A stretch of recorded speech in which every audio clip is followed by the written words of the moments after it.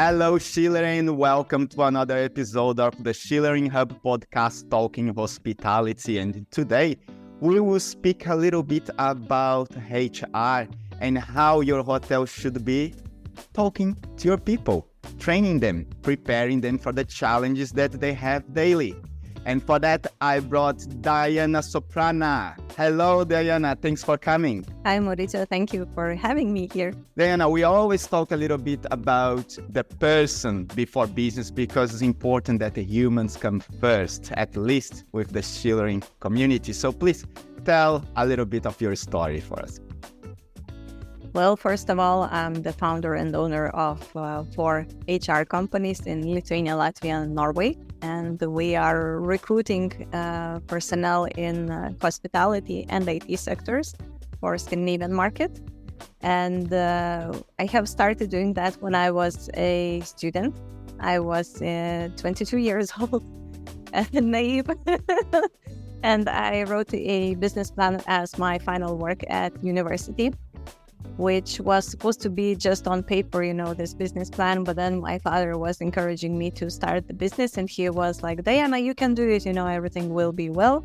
And I started my business. So little by little, step by step, but a bit more than 10 years ago, someone introduced me to owner of a hotel chain in Norway. He came here to Lithuania. We have been discussing about our partnership, and this was the beginning of our recruitment in hospitality sector. So I'm also the person who likes and travels quite a lot, just like we have met in Prague some couple of months ago, a month ago. And I really enjoy traveling, and for me it's this professional and personal curiosity to see how hotels are functioning from the guest perspective as well, because it helps me to also understand whenever we're working from the inside with a recruitment, for example, of kitchen chefs. Yeah, that's great. And when we get into HR and talk about people, there is one thing that I like to understand about the person, that is the values that people carry with them. Because I believe that it's my belief and not a rule, but a business can only really connect with people when they have strong values behind them. And what would be the values that you carry close to your heart?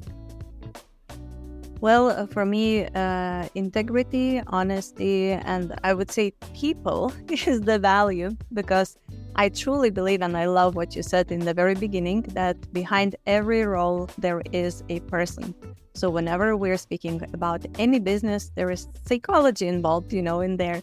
So it's human behavior that we need to understand, and what really is the why of everyone behind the role. So in this case, I'm really passionate about this why, and this is probably why I am working myself for 20 years in this business, almost 20 years. That sounds a lot. And now that you said something about getting introduced to hospitality by a hotel chain from the Norway, and how today you are helping the industry. Are you with training, recruiting? What type of services Soprana offers to their clients? Yeah, we have recruitment service. We also provide outsourcing service. For example, when a hotel has a lot of bookings, or either it is a traveling agency that we can help and support by having their, for them, recruited outsourced team that is working here locally. So we have this kind of a service that we have started this kind of hybrid remote work even way before pandemics. And in this sense, we also see that very often businesses need training, and including process training. Because, sometimes it happens that, we can recruit people very easy, but if the newly recruited team member, a chef, for example, cannot get information from other department, for example, how many guests they have, how much food he needs to order and prepare, what's the team, and so on and so on. Then this is a question not about only recruitment, but it's also about process training and all these related matters. So we have a complex of solutions for our clients, and I'm really keen on finding interesting solutions. This is what's interesting in business, because you have the power to innovate. Either you're a hotel, either you are a recruitment company, HR company, you can find what actually the client needs, not to offer just one the same like everyone. This is what makes every business unique. So we have found what works for us in these cases. You just said something about the hotels thinking about packages, right? Like it's a way that the industry actually thinks that we can just repeat a block of services that everyone does, and we just can do that, and we see what happens, basically. But what type of challenges do your clients face now? Because a client that is looking for your services, I can see them as a little bit different than the basic hotelier that don't want to hear any type of feedback, right? So, but these ones that are concerned and are trying to improve the service, the ones that are looking for your service, and what type of challenges they face that probably other hoteliers may resonate with? Well, first of all, it's a lack of team members or lack of workforce, because what happened after the pandemics? Well, people were not employed or not allowed to work, those who were working in the hotels. So they had to do something else. I know a lot of stories that a Michelin star chef became a real estate agent, and a very successful one. Some became social media managers and so on and so on. So people shifted to other positions. They found themselves newly. And in this case, well, when people were not very much aware how the pandemics will end, they were also, not choosing to study. So we have also a lack of people studying hospitality industry, And this also creates a problem, because there is not enough people who are ready, and skilled for work, and everybody is competing for this talent. So again, another thing is, besides going with the workforce, it's also technology, because we have really a lot of solutions right now, including AI provided solutions, but I mean also technology, like you can check in without having met any person, and there are a lot of solutions like that. Also, the behavior and habits of the tourists has changed. And tourists, they are really into and expecting for better experience. And again, experience is something that leads us to having the quality, because everything goes through social media, reviews, and so it's now more than ever. One bad review can disrupt the whole business, and it's even more important about that. So we need to shift the thinking and transform the training, onboarding programs for the teams. There are still some cases that we can hear about new team members coming in, not getting any training, just going straight to work, and no onboarding program, for example. And also, somebody comes into work, someone trains this person, says, okay, go do it. Another person comes, they have no plan, nothing, how to train this person. Some information is missing. For example, somebody forgot to say that, you need to ensure confidentiality of your guests. So if there is some journalist or someone calling to the hotel, you cannot say who is staying in there. It's a very small detail, but it is very important, in such cases. So a lot of this relates to the processes, how the hotel shifts and so on. Earlier, hotels would be what? Renewing their buildings, repaint, fix something, and they would be ready for the season. However, now you need to get more personalized. You need to create emotions for your viewers to get their loyalty, for having them to come back, It's not that only a bed that you need when you stay at a hotel. In some cases, maybe it is, but in most cases, clients want to have something that would make them feel special, People need to feel special. One question, let's reverse, because a lot of people I talk to, they agree with everything you said, okay?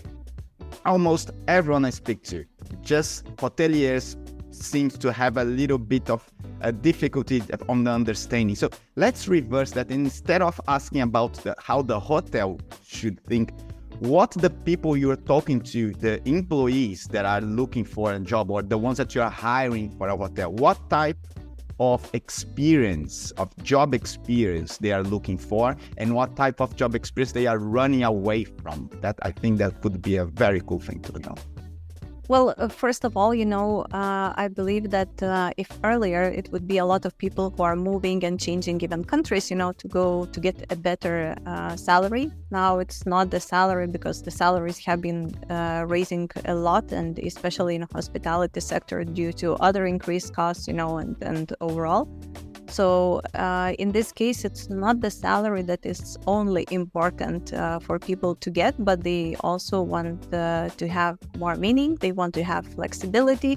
They want to know what is the future for them, maybe, career in there. Because I know, for example, in our team, we have someone who has been working on a cruise ship, working in the kitchen, and then, upgrading in their career. And then, for example, they shifted and became recruiters in this case. So they need to have what's further. They need to develop, again, keeping work and life balance, or life and the work balance. We can call it like that more. Mental health is important because, again, this is related to people. It doesn't matter if you are receptionist, or if you are a chef, or you work at the booking office. Everyone has personal lives, has their issues, and when there is increased amount of communication with people, somebody can be overburdened and so on, burnt out. So mental health in this case is also very important, because people, especially on the season, work long hours, and they need to get rest. They need to feel appreciated. Feedback, we are often very expressing the importance of feedback in the hotel from the customers. Why not make it that also employees could say their feedback, and this would also bring value for, meaningful value for the clients, for the tourists. For example, you see also that people who work there, they love there. So also, having various trainings, having some career upgrades in there, helping to develop like that, So that is important. It's not only that I come do the tasks here. For example, we also have clients who say the first thing of the recruitment for us is that a person would be smiling. And guess what? I traveled to their hotel in Norway. I'm super tired. It was actually the very beginning of May. I am still in the airplane, and what I see when we're about to land is snow. Everything, all the airport is fully paralyzed. All the flights are canceled, and I was supposed to take one more flight to get to this destination. So then I see my flight was delayed. I get another one, and then I take some tiny little airplane to get to that place. It's quite remote, I finally find this rental car. I come in there all kind of stressed out, having not slept almost at all that night before, because it was very early flight, tired. And first thing that I come there, it's a smiling person. And this was our recruited team member. It was so nice to see. And it was very welcoming. Even at that time, even she did not know me personally, so she greeted me. I came, changed clothes, took a nap, and actually when I went down, I went to the restaurant, and there was a waiter who came with such a good mood, smiling. And this is when you come there and you feel like at home.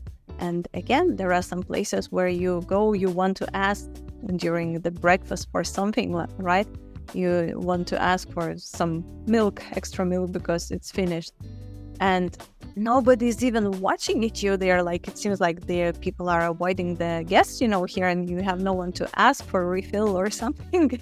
So these are very two experiences that it can be building can be the same, the beds can be the same, but humans what makes it alive, and when we don't invest in that, when we don't invest in training them, in speaking, in making our team members feel appreciated, respected, and like host giver, do you behave the same when someone comes to your house, as a guest? No, you probably will be smiling and so on. So we need this kind of thinking, but sometimes it seems so obvious that nobody's saying that. But we should say that because not everybody thinks the same. So. 100%.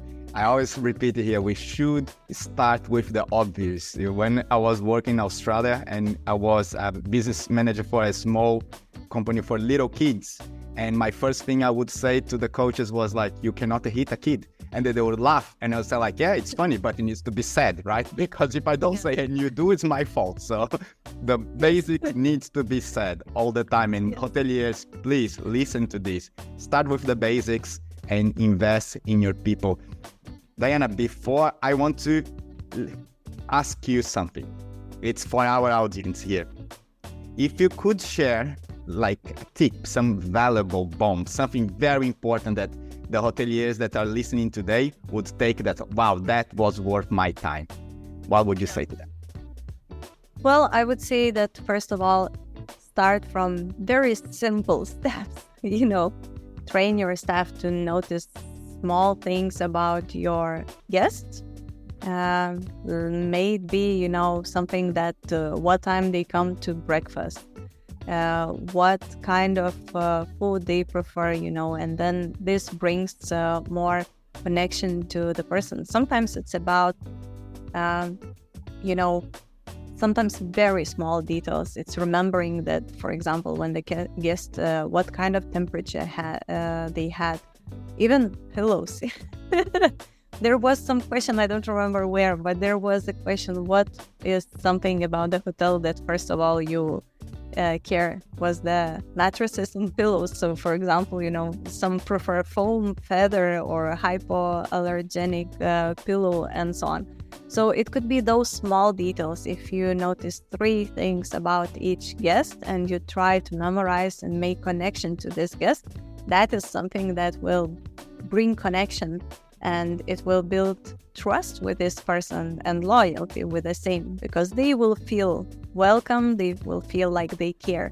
And then again, everything is related in the processes, innovations, because you can start from doing big things. You can say, we will be implementing this sustainability program. This, we will be the most innovative hotel and so on. But if you don't start with these small things, nothing will work. The experience will not be the same. That's great. And for the hotelier that listen, I was saying, memorize. I can't memorize everything. There are technologies out there with CRMs that you can put everything there about your guests, and you can learn and leverage that into your communication, into your business and your sales. So the tools are there, hotelier. The tools are there. I had remembered one saying that my professor, who was also a board member in one of the Scandinavian banks, he said once that in the beginning of our semester, he said that a short pencil is worth more than a good memory. So, you can always be taking memory notes on certain things if you think that your memory is not that good, and you will not forget. And again, That's true. That's a good saying. Now, we always play a game in the end here, before we close, about the future, okay? Because we need to look forward. We need to plan forward. Yeah, we look at the past to see trend behaviors and see what we can do, but we need to look forward to adapt. Mainly now that everything changes so fast, mainly with guest behavior. And the industry has been very shaken up by many different factors. But how do you see the future of a hotel or the future of the staff inside the hotel? I believe that technologies will be very useful for those who embrace the technology. And for example, you can use AI in recruitment.